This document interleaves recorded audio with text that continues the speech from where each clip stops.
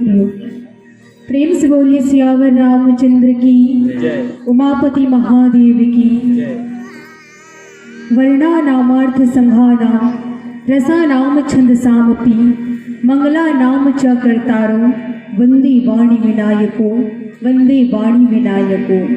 गुरुर ब्रह्मा गुरुर विष्णु गुरुर्देवो महेश्वरा, गुरुर साक्षात् परम ब्रह्म, तस्मै श्री गुरुवे नमः, तस्मै श्री गुरुवे नमः। आइए राज्योत्सव पंडित राम किंकर उपाध्याय जयंती एवं विशाल मानस संगोष्ठी में आज मुझे व्याख्यान करने का अवसर प्राप्त हुआ है।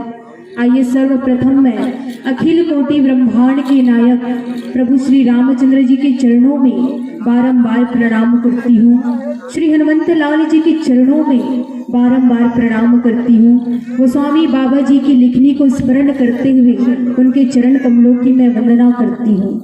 और आइए मानस प्रेमी सज्जनों, इस मानस संगोष्ठी से मुझे जोड़ने वाले आदरणीय श्री योगेश कश्यप जी, अध्यक्ष तुलसी मानस प्रतिष्ठान जिला दुर्ग, इस कार्यक्रम के संयोजक श्री देवलाल दिल्लीवार जी, अध्यक्ष मानस शक्ति केंद्र शिवधाम शिव कोकड़ी तथा मानस संगोष्ठी के निरंतर धार में बह रहे विनीत श्रोता समाज में उपस्थित ममतामयी मातृ स्वरूपा वात्सल्य स्वरूप पिता तुल्य वीर धीर विवेकी भाइयों, सहज स्नेही बहनों, उज्जवल भविष्य से अनुरूपित भारत के भविष्य के कर्णधारूपी नन्हे मुन्ने बाल गोपाल और इस राम रसामृत रामचरण अनुरागी के चातक चकोर की नाई विराजित संतगण, आज अपनी भागीरथी प्रयास से इस मानस सत्संग को आयोजित करने वाले आयोजक गण और अपनी कोकिल कंठ से हमें संचालित करने वाले उद्घोषक महोदय जी, आइए आप सभी के पावन चरण कमलों में मैं सादर नमन करती हूँ, प्रणाम अर्पित करती हूँ, प्रणाम अर्पित करती हूँ। आइए संत समाज मेरी कथा प्रसाद के रूप में मिला है गोस्वामी बाबा जी द्वारा रचित श्री रामचरित मानस का प्रथम सोपान बालकांड दोहा क्रमांक 66, जहाँ गोस्वामी बाबा जी लिखते हैं कि त्रिकालज्ञ सर्वज्ञ तुम, गति सर्वत्र तुम्हारी, कहु सुता की दोष गुण, मुनिवर हृदय विचारी।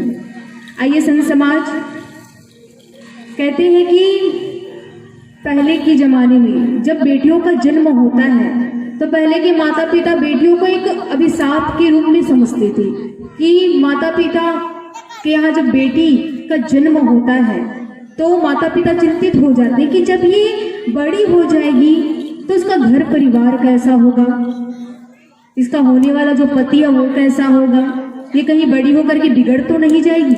मतलब बेटियों का जन्म होना उनके लिए एक बोझ, जिस प्रकार से एक बोझ होता है किसी के माता पिता के ऊपर घर परिवार को पालने का बोझ, उसी प्रकार से पहले के जमाने में जब बेटियों का जन्म होता था ना तो माता पिता उसके भविष्य को लेकर के चिंतित रहते हैं। लेकिन आज के इस दौर पर नारियां जो है हर क्षेत्र में अव्वल है, हर क्षेत्र पर राज कर रही है। तो आइए ऐसे ही आज मिले कथा प्रसंग पर, जहां स्वयं आदि शक्ति जगत जननी जगदम्बा माँ माता सती जी का पुनर्जन्म हिमाचल राज्य के यहाँ पुत्री के रूप में होता है। मानस प्रेमी सज्जनों, ये वही आदि शक्ति जगत जननी जगदम्बा माँ माता सती जी जो पिछले जन्म में दक्ष की पुत्री थी। दक्ष की पुत्री अर्थात कहते हैं कि पिता का जो गुण है वो अपने बच्चों पर आ ही जाता है। माता सती जी के अंदर भी वही दक्षता के गुण थे। माता सती जी के अंदर साढ़े सती समा जाती है। कैसे साढ़े सती? यदि हम सती को उल्टा करते हैं तो उसका उल्टा होता है 30 का आधा होता है 15 और 15 का आधा होता है 7.5। माता सती जी के अंदर साढ़े सती समा जाती है अर्थात शंका समा जाती है, जिसके कारण भगवान के चरित्र पर संदेह करती है और उसी के कारण भगवान शंकर जी माता सती जी का त्याग कर देते हैं। और त्याग करने के पश्चात जब माता सती जी अपने पिता महाराज दक्ष के यहाँ जाती है तो पुनः उन्हें अपने पति का अपमान सहना पड़ता है।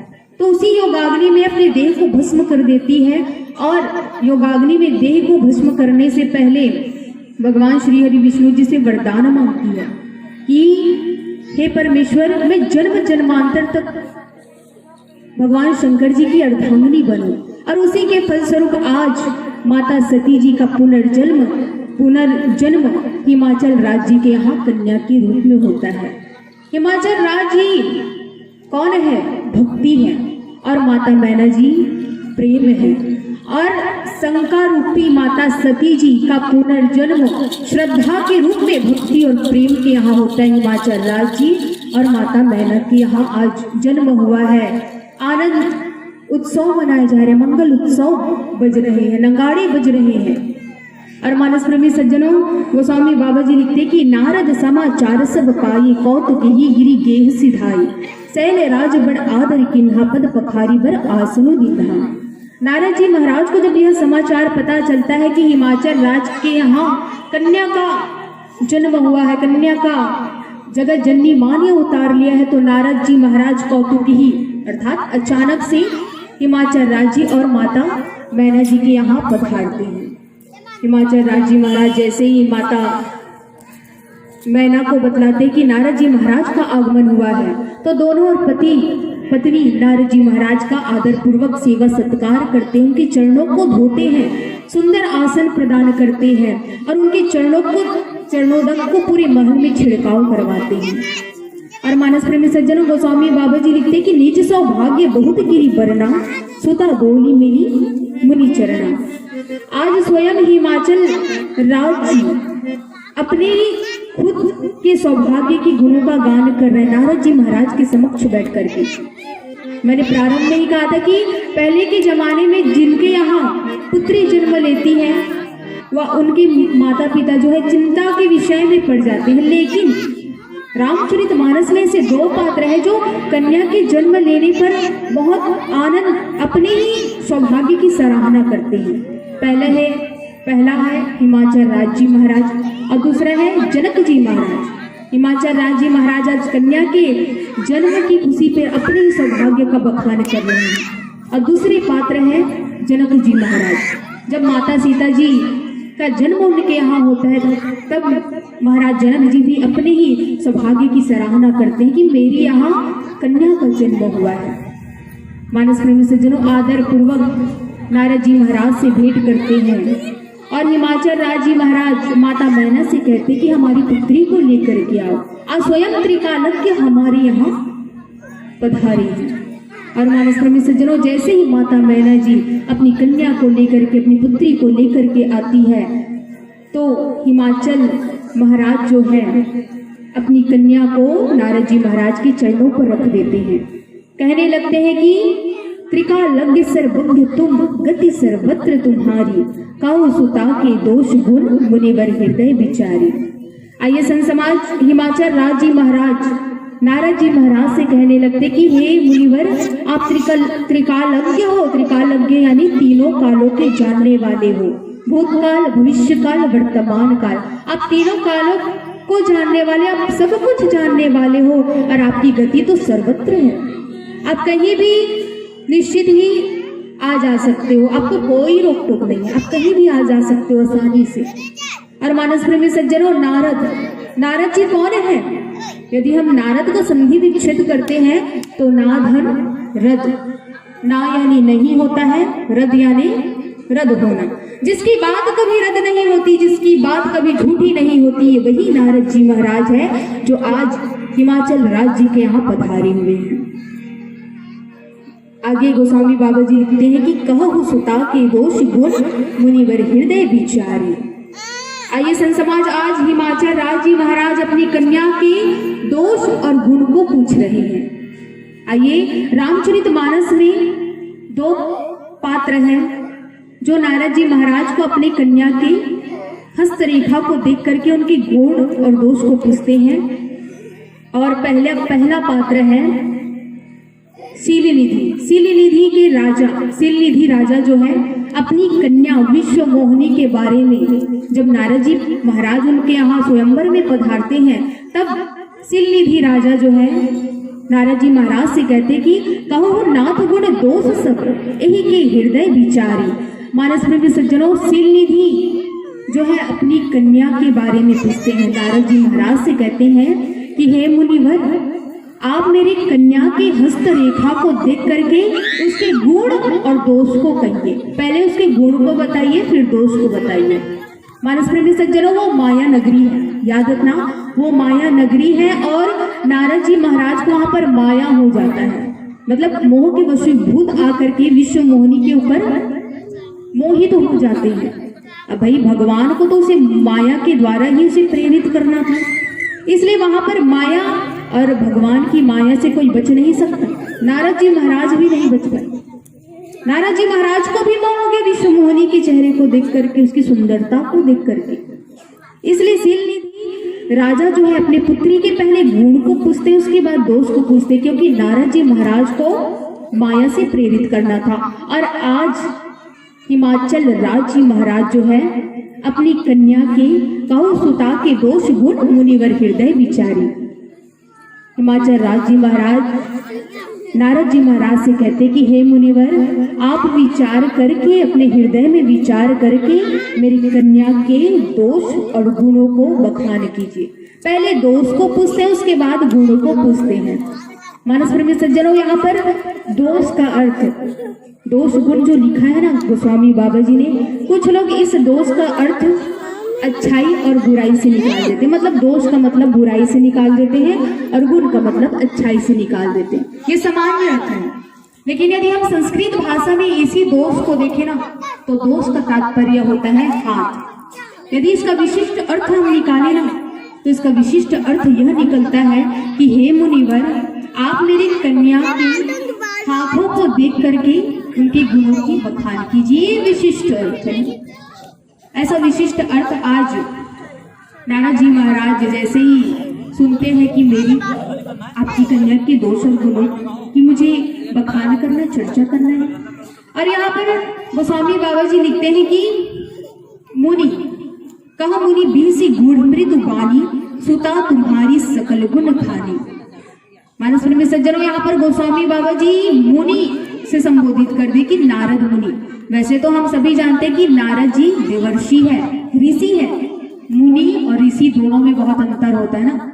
मुनि यानी जो चिंतन करता हो, मनन करता हो, उसे मुनि कहा जाता है। और जो विज्ञान संबंधी खोज करते हैं उसे ऋषि कहा जाता है। वास्तविक में नारद जी महाराज जो है देवर्षि है, एक ऋषि है। उन्होंने भक्ति शास्त्र, नारद जी महाराज जो है भक्ति शास्त्र के आचार्य हैं, भक्ति की खोज की उन्होंने, इसलिए वे वास्तविक में वो ऋषि है।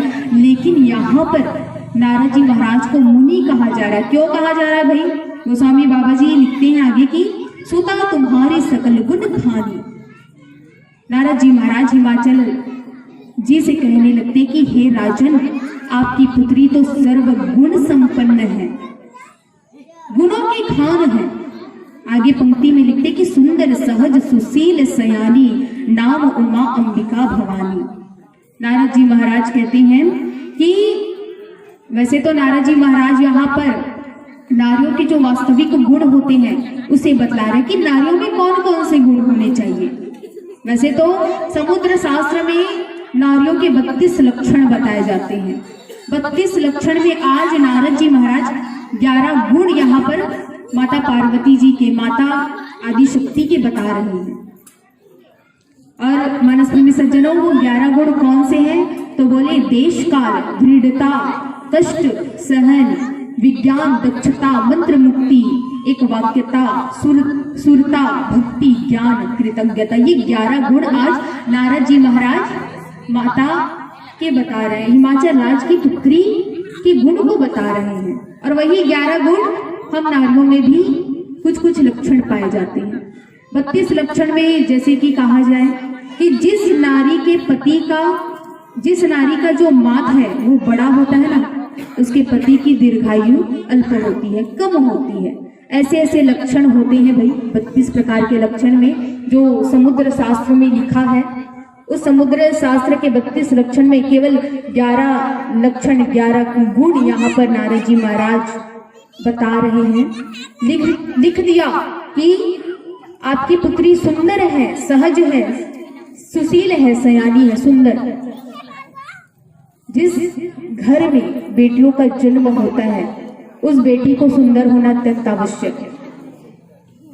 यदि क्योंकि आजकल के लड़कों को यदि पूछा जाए ना कि बेटा तुम्हें कैसी लड़की चाहिए, तो उन्हें कुछ चाहिए या ना चाहिए, लेकिन लड़की सुंदर होनी चाहिए, सुंदर लड़की होनी चाहिए, ऐसा लड़कों की धारणा है। अब मुझे नहीं पता कि यह धारणा सही है या गलत, लेकिन लड़कों की धारणा यही होती है कि उसकी जो होने वाली पत्नी है वो सुंदर होनी चाहिए। और मानस प्रेमी सज्जनों, लेकिन यह बात गलत है। शारीरिक सुंदरता असली सुंदरता नहीं है। अरे असली सुंदरता तो चरित्र की सुंदरता है। कहते हैं कि यदि जीवन हम सभी को मिला है, जीवन तो सभी जी रहे हैं, लेकिन इस जीवन में जीने का ढंग ही ना हो तो ऐसा जीवन किस काम का। उसी प्रकार से रूप हम सबको मिला है, सुंदरता हम सबको मिली है, लेकिन इस सुंदरता में यदि चरित्र ही सुंदर ना हो तो ऐसी सुंदरता किस काम की। माता पिता चिंतित रहते हैं, जिसकी बेटी सुंदर नहीं हो, उसका रूप यदि सुंदर नहीं है तो माता पिता चिंतित हो जाते हैं, बहुत सशंकित हो जाते हैं अपनी बेटियों के प्रति, अपनी पुत्रियों के प्रति। गोस्वामी बाबा जी कहते हैं कि सुंदर होनी चाहिए। मानस प्रेमी सज्जनों, सुंदर, एक तलवार की कीमत उसके धार से होती है, एक तलवार की कीमत उसके धार से होती है, और एक इंसान की कीमत उसके आदत व्यवहार और सदाचार से होती है, उसकी आदत व्यवहार और सदाचार से होती है। हमको जीवन मिला, हमारे जीवन में यदि व्यवहार ही नहीं है तो हम लोगों के बीच जाने कैसे जाएंगे। अरे अपना व्यवहार हम ऐसे बना करके रखें कि हम लोगों के बीच जाने तो जाए।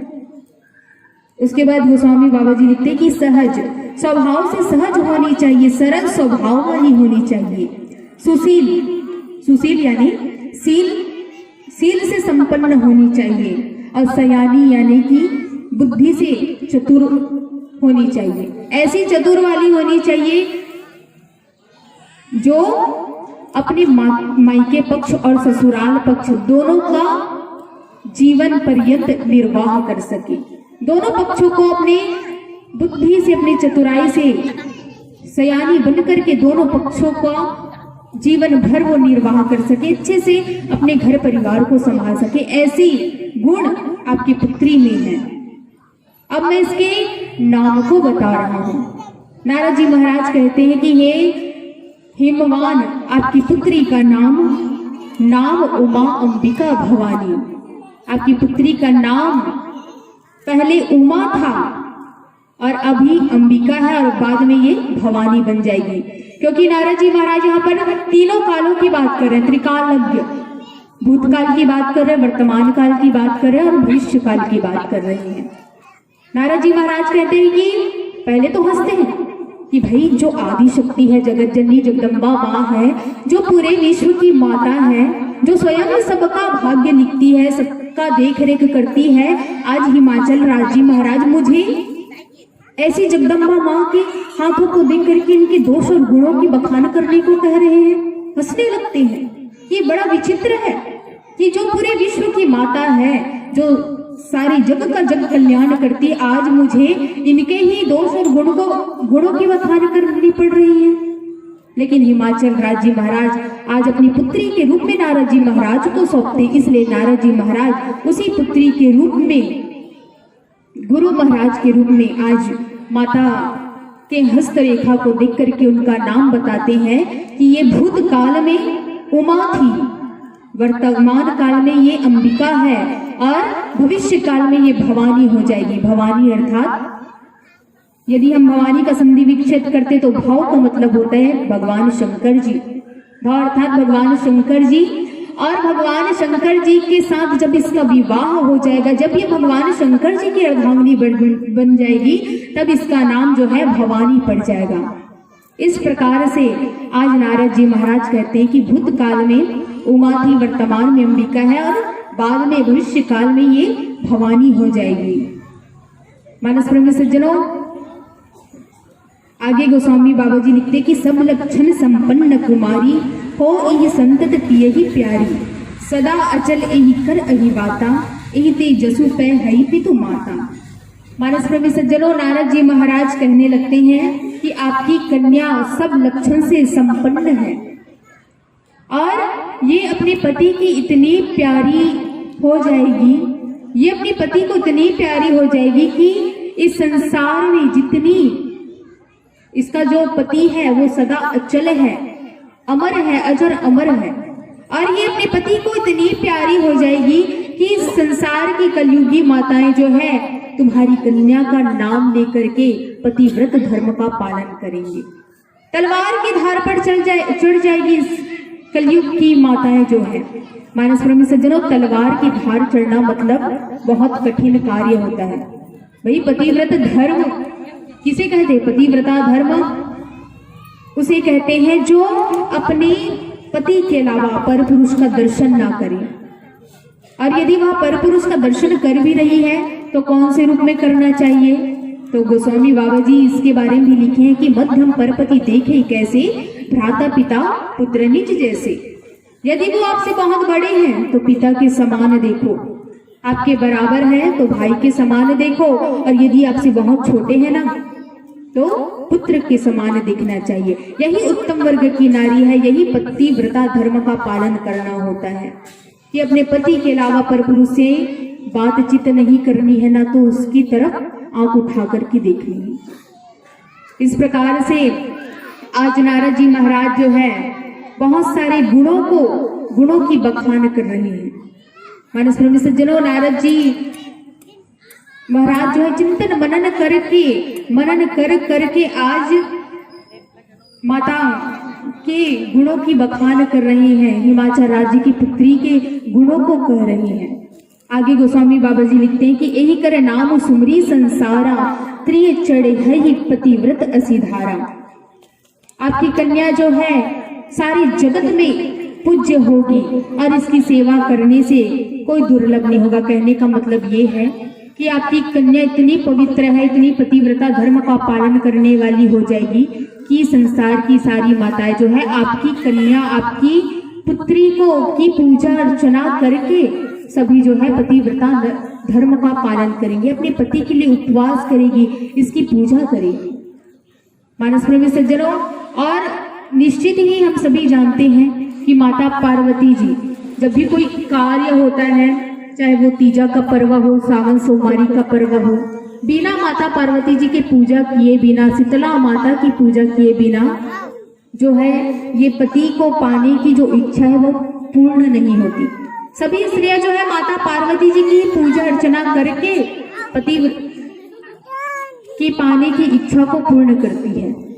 और इसी क्षेत्र में माता सीता जी भी है, और ये इतनी प्यारी है माता पार्वती जी भगवान शंकर को कि इन्हें अर्ध नारीश्वर, हम भगवान शंकर जी को अर्ध नारीश्वर के नाम से जानते। क्यों? क्योंकि अर्धनारीश्वर में भगवान शंकर जी के आधे हिस्से में माता पार्वती जी स्वयं विराजमान हैं।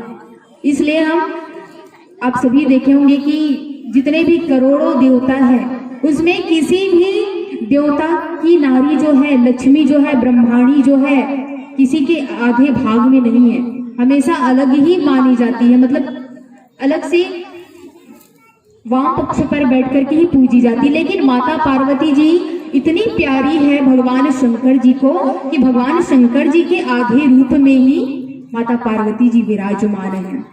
और ये तो रहे गुण। और नारद जी महाराज कहते हैं कि मैंने तो आपकी कन्या के गुणों को बखान कर दिया, मैं इसमें जो दो चार अवगुण है उसे आपके समक्ष रखने का प्रयास आपके बीच बतलाने जा रहा हूँ। कहते हैं कि हे पर्वतराज, तुम्हारी कन्या सुलक्षणी है और इसका जो होने वाला पति है, अब अवगुण को बता रहा हूँ, इसका जो होने वाला पति है वो गुणहीन, मानहीन, पिता माता पिता विहीन, उदासीन, संशयहीन, लापरवाह, जोगी होगा, जटाधारी, निष्काम हृदय, नग्न वेश धारण करने वाला होगा, अमंगल वेश धारण करने वाला होगा, ऐसा पति इसकी हस्तरेखा पर लिखा है। मानस प्रेमी सज्जनों, वैसे तो हिमाचल राज्य महाराज पहले दोष को पूछते हैं, उसके बाद गुण को बताते हैं, लेकिन नारद मुनि जी क्या करते हैं, पहले गुणों की चर्चा करते हैं, उसके बाद दोष को की चर्चा करते हैं। क्योंकि कहा गया कि जड़ चेतन गुण दोषमया। हाँ, जिस प्रकार से दूध और पानी को यदि मिला जाए और हंस के सामने रख दिया जाए तो हंस केवल दूध को ग्रहण करता है, पानी को छोड़ देता है। उसी प्रकार से एक संत का स्वभाव होता है कि उनके समक्ष जो व्यक्ति बैठा है उसके पहले गुणों की बखान करो, पहले उनके गुणों को बतलाते हैं, गुणों को धारण करते हैं, उसके बाद जो 4 अवगुण है उसे कह देते हैं। भाई अवगुण कहना ये बहुत जरूरी है, दोष को बतलाना ये बहुत जरूरी है, क्योंकि जब तक दोष को नहीं बतलाएंगे तब तक उस दोष का निदान कैसे होगा। आइए संत समाज इस प्रकार से आज नारद जी महाराज माता पार्वती जी के दोष और गुणों की बखान करते हैं। ये पीली बत्ती का संकेत। मेरी कथा सार की सीमा बस यहीं तक सीमित रही, और यदि मुझसे कोई गलती, मुझसे कोई भूल चूक हो गई होगी तो आप हमें अपने बच्चे समझकर मेरी गलतियों को, मेरी भूल चूक को क्षमा कीजिएगा, क्षमा कीजिएगा। जय श्री राम।